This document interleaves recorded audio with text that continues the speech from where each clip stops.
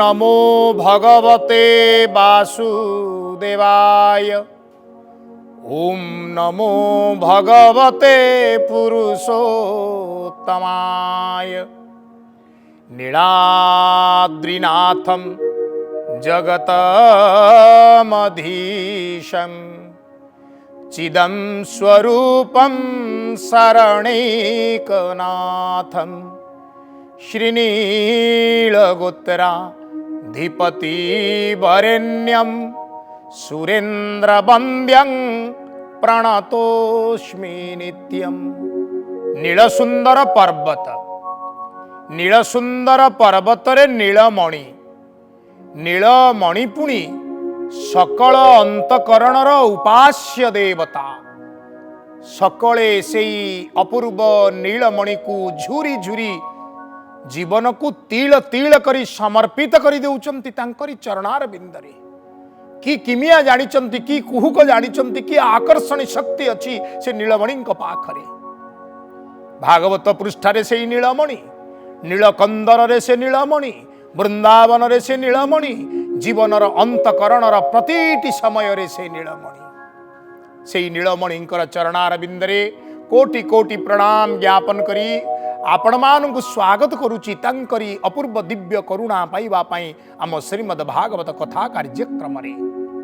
गत पर्याय आम चर्चा करुथुले द्वितीय स्कंदंकर नवम अध्याय। अष्टम अध्याय रे प्राय 40 गोटी प्रश्न परीक्षित पचारिले। तार उत्तर शुकदेव गोस्वामी कहवा को जाई कहउचंती, एक थिले से एकोहम बहुश्याम। से एक थिले बहुत बा अनेक रे परिणत हेले। जीव तांकरी ठारु सृष्टि किंतु बुझी पारे ना, ए सृष्टि को बुझी पारे ना, स्रष्टांकु स्रष्टांकर शाश्वत गुण को बुझी पारे ना, सृष्टिर अशाश्वत गुण को मध्य बुझी पारे ना। बिचरा माया जाल रे पड़ी भ्रमु थाए, छटपट होउथाए। सुखदेव गोस्वामी कहउचंती, परीक्षित मन देई श्रवण कर, सप्रेम समस्ते कहिवा, बोलिए नंदनंदन भगवान की जय। आत्मार तत्व शुद्धि अर्थे कहिले ब्रह्मार अग्रते। परीक्षित, प्रत्येक आत्मा शुद्ध हुअंतु, पवित्र हुअंतु, पूत हुअंतु, निजकु परमात्मांकर अंश बोली जानंतु, बुझंतु से किए कोठु आसीची कोठि की जीव। एई कथा पाई भगवान निजर नाभि कमलरु फुटिथिबा पद्मफूल उपरे विराजमान करिथिबा चतुर्मुख ब्रह्मांकु सुंदर हित उपदेश प्रदान करिथिले। भगवान ब्रह्मांकु जो अपूर्व हित उपदेश प्रदान करिथिले, सेथिरे आत्मार कल्याण ही निहित अछि। जेणु से घोर तप करी अनेक कष्टे प्राण धरी, तपे तो शिला भगवान तेणु पाइला दर्शन। निर्मल निष्कपट चित्ते जेणु चिंतिला हृदगते। सृष्टिर प्रारंभ कालर कथा। एमिति तो ये सृष्टिर प्रारंभ मध्य आउ अंत बोली किछि प्रकृत रे नाही। ये एक निरवच्छिन्न प्रक्रिया। सृष्टिर आद्य काल रे पद्म कल्परे भगवान स्वयं शयन करिथिले। ए शयन आमे जेमिति शयन करूचे सेपरी नुहे। ए शयन अपूर्व शयन। ए शयन रे से चेतना रे थांती, आनंद नौ थांती, आनंद दौ थांती, किंतु सकल सृष्टि को निज गर्भ भितरे परिपूर्ण कराई रखी से केवल एक आउ एक स्वरूप रे शयन मुद्रा रे थांती। तांकर खेलिबा को इच्छा हला, सृष्टि को विस्तार करने को इच्छा हला, तेणु नाभिकमलरू पद्म फूलटीए तांकर आपे आपे गजुरी उठिला, फुटी उठिला। एई फुटी उठिथिबा पद्म फूल उपरे ब्रह्मा स्वयं विकसित हेले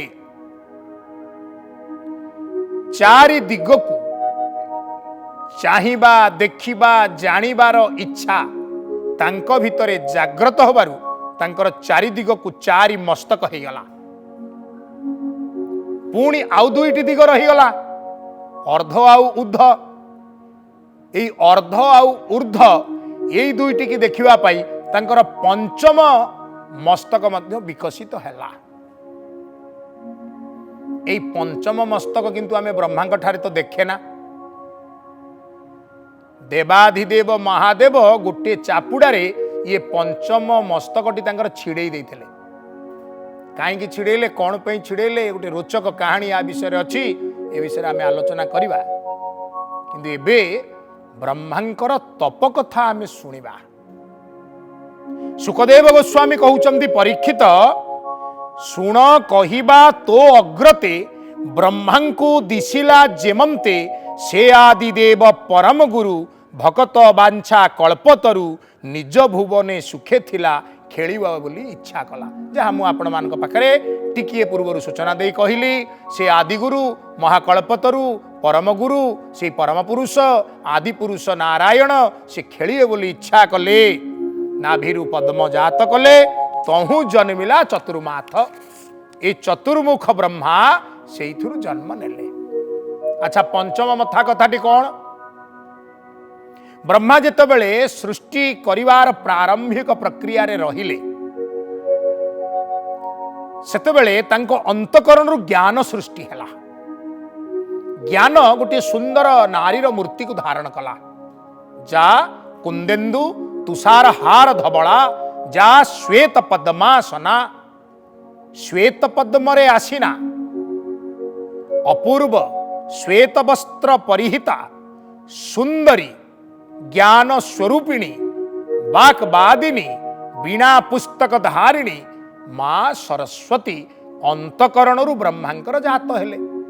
अच्छा ये कन्या हेले तांकर जेहेतु तांको अंतकरणरु जात होइचंती किंतु ये कन्यार इति गुण थिला इति सौंदर्य थिला इति आभा प्रभा थिला ब्रह्मा आखि फेरे पारिले नाही पूर्व दिग को गले पूर्व दिगर आखि दीटा तांकु खोजिला पश्चिम को गले सेही समान कथा उत्तर दक्षिण रे सेही समान कथा निजकु सुरक्षित करिवा पाई सरस्वती ऊर्ध्व गमन कले ऊर्ध्व को धीरे धीरे गमन करुथिबा सरस्वतींकर पछे पछे ब्रह्मांकर पंचम मस्तक सृष्टि ही गमन कला ये बड़ कपट दृष्टि एपरी कहीं होउची जेतेबेले बागबादिनी माँ सरस्वती व्याकुल हेले प्रार्थना कले मते रक्षा करा जाऊ देवाधिदेव महादेवंकर आविर्भाव हैला आउ से गोटे चापुड़ा पकेले ए पंचम मुंडटी छिंडीगला किंतु ये ब्रह्मदेव ब्रह्मस्वरूप तेणु ब्रह्मस्वरूप ब्रह्मदेवंकर हाथरू ब्रह्मांकर ए कपाळटी आउ तळे पड़िला नाही बरंच ब्रह्म अपराध लगी गला देवाधिदेव महादेवंक ठारे से स्वर्ग मर्त्य पाताल चतुर्दश ब्रह्मांड भ्रमण कले केउठारे हेले तांकर पाप मोचन हैला नाही व्याकुल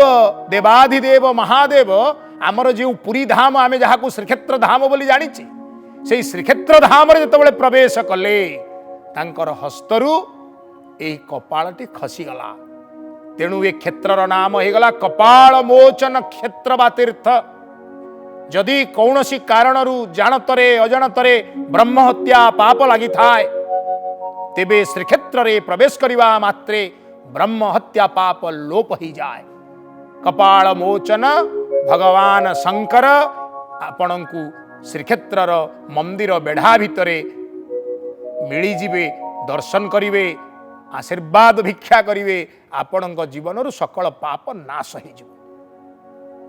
यांकु सेठी पंच पांडव पंच सखा रूप में परिकल्पना करा जायछि सुंदर देउल मान देखिए मार्कंडेश्वर देखिए लोकनाथ देखिए कपाल मोचन देखिए गोटे धाड़ी रे बसिचंती माँ मंगला मंदिर आगे बट मंगला कल्प बट पाखे बुझिपारे ये गोटे सुंदर रोचक कहानी पुराण में अनेक रोचक कहानी अच्छी आम मान शिक्षा दवाई तेणु आम शिक्षा ग्रहण करने दरकार यार अन्य दिग संपर्क में आम एत आउट पाउट हो चिंता कर आवश्यकता ना बड़ सुंदर शब्द रे सुखदेव कहते पुणी सी चिंता भरी रही पर अपर न जानई सृष्टि विषय क्रि प्रकार मने चिंतई वेदवर कान खाली गोटे कथा बाजिला सृष्टि कर सृष्टि कर सृष्टि कर सृष्टि कर बड़ विषम कथा है सृष्टि कौन सृष्टि किपरि करा जाए ये सब कथा ब्रह्मा को किछि मालूम ही नहीं ब्रह्मा करिवे कौन तेणु व्याकुल चित्तरे ब्रह्मा एणे तेणे चतुर्दिगरे चाहिए चारिआडे घोर अंधकार म्रियमाण ब्रह्मा व्याकुल चित्त होउथिबा समय रे तांको कान रे जोड़िए अक्षर पड़िला आम ओडिया व्यंजन वर्णर 15तम अक्षर आउ 21तम अक्षर कौन कौन ना त आउ प तप दुई थर शुणागला तमें तप कर ब्रह्मा तत्क्षणात बसीगले मन मुन चैतन्य को सबु किछि को एकत्रित करी तप करने को लगिले हैं श्रीमन्नारायण नारायण नारायण भज मन नारायण नारायण नारायण नाम कौन जपिबे जानी नाहंती केउ स्वरूप को चिंतन करिवे जानी नाहंती किंतु तप करने को कहुई से कहगला वेदवर ब्रह्मा ये बड़ काठिकर पाठ बड़ कष्टकर परीक्षा से तपरे रहिले ए वाणी शुणी ब्रह्मा करने निरूपी चाहिए गगने तप कर बोली शुणी से गगन को चाहिए कौन देखिले दिग सहिते अनाइला किछि पुणी न देखिला से पुणी रही निज स्थाने आत्मा रहित चिंती मने जानिला ए परम तत्व तप साधने देला चित्त बोल नंदनंदन भगवान की जय तप साधन चित्त निवेश कले ब्रह्मा परम तत्व को जानी बा परमेश्वरंकर ए आदेश बोली बुझी ए मोर हित बोली जानी निश्चल मने कुश पाणी अमोघ दृष्टि से विधाता तपे बढ़िला तारो चिंता देव बरसे 10 शत तपे बसिला दृढ़ चित आमर 365 दिन हेले गोटे वर्ष होची 365 वर्ष हेले ब्रह्मांकर गोटे वर्ष हम एमती 10,000 वर्ष से बसिले तपस्या बसिले कठोर तपरे खुशी हेले भगवान स्वयं भगवान कौन कले ब्रह्मांक आगरे आसी आविर्भाव हेले एवं ब्रह्मा को निजर रूप निजर परम वैकुंठ धाम दर्शन करेले विष्णु प्रसन्ने प्रजापति छाड़िला मनु दुख भ्रांति शून्य विजय नरहरि अशेष देव स्तुति करी भगवान शून्य रे विजय हो गले जहि न पसे रजत में न पसे सत्व जे मिश्रणे नास्ति कुंठा जस्य स पुर वैकुंठ एभली एक अपूर्व पुर सी वैकुंठपुर जो पुर रे भगवान सदा सर्वदा चीर युवक रूप में थांती हाँ लक्ष्मी माता पाद सेवारे लगी थांती चतुर्दिगरे कामिनीगण सुंदर संगीत परिवेषण करुथांती पक्षी मानकर अपूर्व सुंदर काकली रे गुंजरित होउथाय वैकुंठपुर जेउ पुररे साधु संत माने निवास करुथांती जेउ पुररे आवश्यक बोली कहार किछि न थाए वैकुंठपुरर वर्णन करी श्रीमद भगवत गीता कहिले न तद भाषयते सूर्यो न शशांको न पावक जद गत्वा न निवर्तन्ते तत्धाम परम मम परम धाम सी तत्धाम। किभଳି परम धाम ना सेठी सूर्य नाही प्रकाश अछि, चंद्र नाही शीतलता अछि, वायुर प्रवाह नाही संचरण नाही, आमोद अछि आनंद अछि, सेठी दुख बोली किछि नाही, यातना बोली किछि नाही, जंत्रणा बोली किछि नाही, सेठी वार्धक्य बोली किछि नाही, सेठी समस्ते सदा सर्वदा चिर जाग्रत चिर सचेतन चिर चेतनशील शाश्वत। आहा केडे सुंदरपुर वैकुंठपुर। आउ से वैकुंठपुर रे माया पशि पारे ना, सत्व रज तमर गुण भेद नाही। भगवान केउठी किपरि विजय करिचंती कहले विमान मध्ये नारायण बेष्टित पारिषद गण सर्वे दिशंति विष्णु तेज स्वभावे चारि चारि भुज। खाली भगवान एकुटिया चतुर्भुज नुहंती, तांकर पार्षद माने मध्य चतुर्भुज। आपण माने प्रसंग शुणिथिबे। भगवानंकर सुंदर श्रीक्षेत्र धाम, श्रीक्षेत्र धाम रे अपूर्व कारणोदक जल रे परिपूर्ण होइथिबा छोटिया कुंडटीए आपण मानकर दृष्टिगोचर हुए। बेढ़ा करुथिला बेले आपण माने विमला मां मंदिर आड़ को गला बेले ताहा आपणकर दृष्टि पथारूढ़ हब। ना कौन ना रोहिणी कुंड। ए रोहिणी कुंड रे प्रलय जल परिपूर्ण है अच्छी। जेतेबेले प्रलय समय आसीबो भगवान स्वयं एही जलरू बा एही कुंडरू जल निष्कासित करिवे एवं समुदाय सृष्टि जलान्नव हब। ये होची आम मानकर विश्वास। ये कल्पवट को आपण माने देखिचंती। कल्पवट मूल रे रोहिणी कुंड, कल्पवट रे काउटिए बसतिला।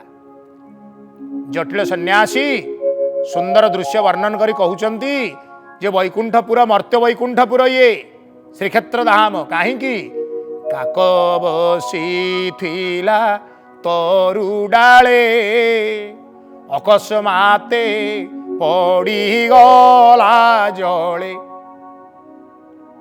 काक तरू डाल रे बसिथिला, अकस्मात खसी पइला कल्पवट डालरू ए रोहिणी कुंड रे।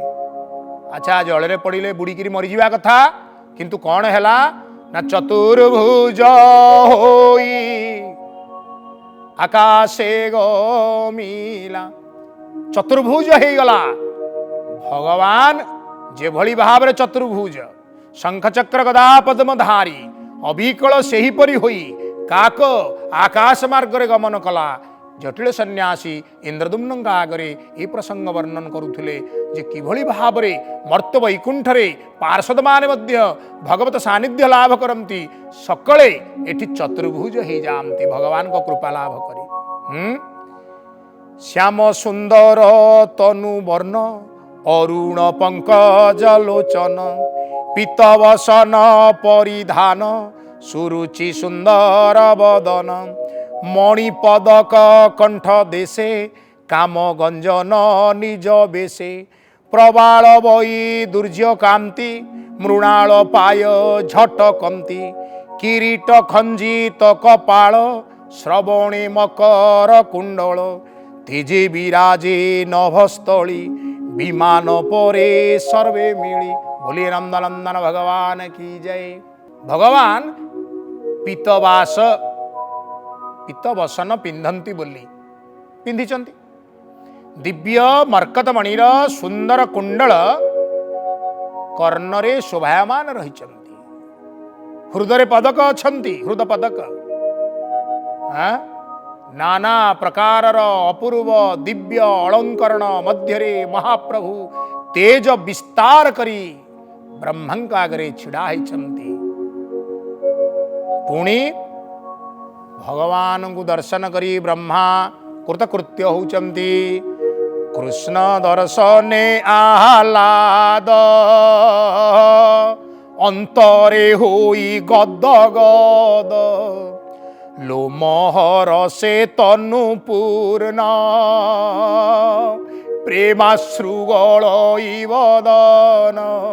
ब्रह्मा भगवान को चाहिए केड़े सुंदर दिव्य रूप, केड़े सुंदर दिव्य पार्षद गणंकर शोभा, केड़े सुंदर ए वैकुंठपुर। भगवान को दर्शन करी गदगद चित्तरे प्रेमाश्रु श्रवण कराइबाकु लागिले ब्रह्मदेव। श्रीकृष्ण पाद पद्म चाही नमिला शिरे कर देई आनंद सागरे बुड़ीला अधिके आत्म पाशोरीला। भगवान सुंदर स्वरूप को दर्शन कला परे ब्रह्मा आत्मविस्मृत हो गले, निज को भूली गले। भगवान कौन कले? अति आनंदे प्रेमे सुखे से ब्रह्मा विष्णुर सम्मुखे प्रजा सर्जने तार मन जानिले प्रभु भगवान। ब्रह्मा बदन हरि चाही शीत हास्ये वाक्ये कही आत्मार प्रिय प्राय करी ब्रह्मार कर करे धरी। भगवान ब्रह्मा जिते प्रणाम कले तांका हाथ को धरी नेले, निज कोଳରେ नहीं बसई देले। मन कथा तांकर जानिले अंतर्जामित जे सृष्टि करिवो बोली व्याकुल होउची। हौ श्रीमद् भागवत कहिले श्री भगवान उवाच बोला नंदी कबार हरि बोल। हे वेद गर्भ सृष्टि अर्थे तुम भेजे तो सकल मते अति दुस्तर घोर तपे तेणु मु तोहर समीपे स्वभावे जोगी को दुर्लभ तेणु मु होइली सुर्लभ सर्वमंगल हेउ तोर दृढ़ चित्तरे मागवर। हौ मु तो भारी खुशी तमे कौन तप करिवो किपरि तप करिवो कौनसी अग मूल किछि नथाई मध्य दृढ़ चित्तरे मते तप कल मु भारी खुशी। कौन बर मागुच माग। मोहर दर्शन जेबे प्राणी लभई पुण्य भावे ताहार श्रेय परिश्रम अंतरे होए आत्माराम।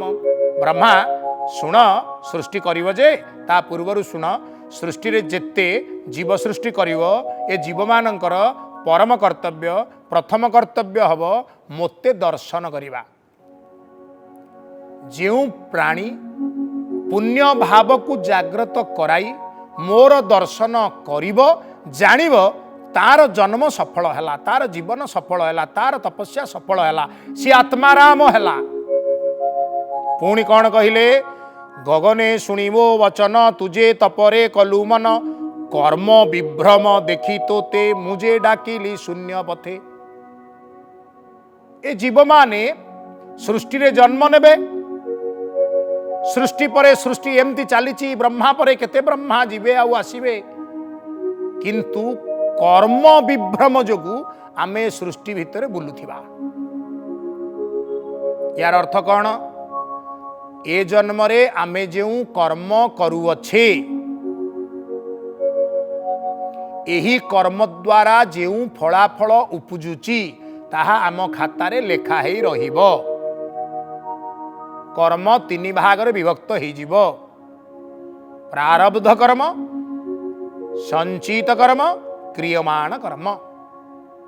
तेणु ये समस्त कर्म जहा एबे आमे करुचे जदि सचेतन हेई कर्म समर्पण सूत्र रे कर्म करिबा, जहा कर्म करिबा ताहा भगवान को समर्पण करिदेवा। अर्थात मु करू नाही भगवान मो द्वारा कराउचंती एपरी भावना नहीं कर्म करुथिले आउ कर्म विभ्रम हेबो नाही।